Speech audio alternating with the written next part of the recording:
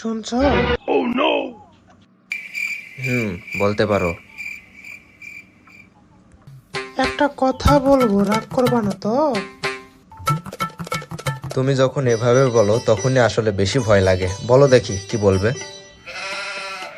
আমি তো ছোটবেলা থেকে খুব শান্ত স্বভাবের মেয়ে ছিলাম, জানো?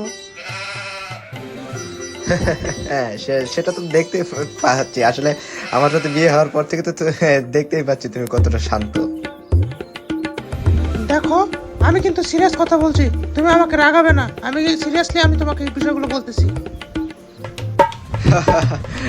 আচ্ছা আচ্ছা আচ্ছা, বলো। আসলে একটু মজা করছিলাম। বলো বলো, রাগ করো না। বললে তুমি আমাকে মারবে না তো, বলো। আরে না, দূর, তোমাকে মারবো কেন? তুমি না আমার স্ত্রী। ভালোবাসার তো একটা স্ত্রী না, তোমাকে মারবো কেন শোনা? বলো। হ্যাঁ হ্যাঁ, তবুও আমার অনেক ভয় করছে, তুমি যদি আমাকে পরে বকো, মারো।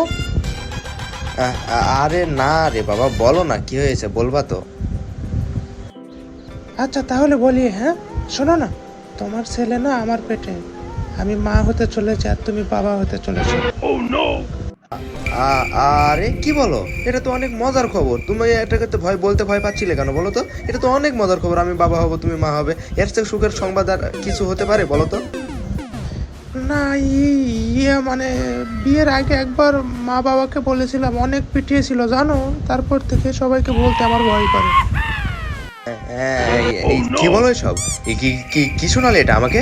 তুমি বিয়ের আগেও তুমি তোমার পেটে বাচ্চা এসেছিল? এ কথা আমাকে কেন বলো নাই তুমি? হাই হাই, ইয়ে কি সর্বনাশ হয়ে যাওয়া! হাই কাম সারছে রে! হাই হাই হাই, আমি কারে বিয়ে করলাম? আমি কারে বিয়ে করলাম?